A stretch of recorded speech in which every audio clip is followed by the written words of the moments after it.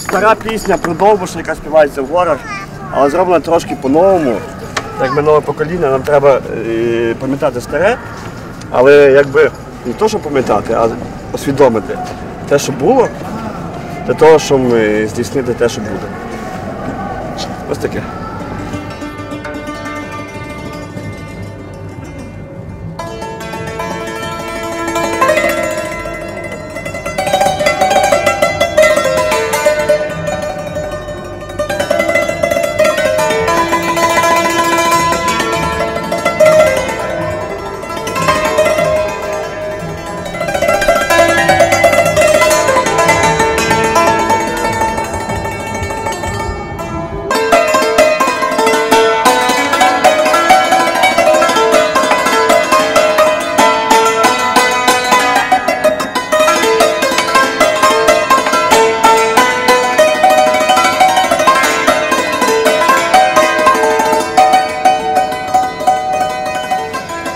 Вечір Штефанова, чи вечеря вже готова,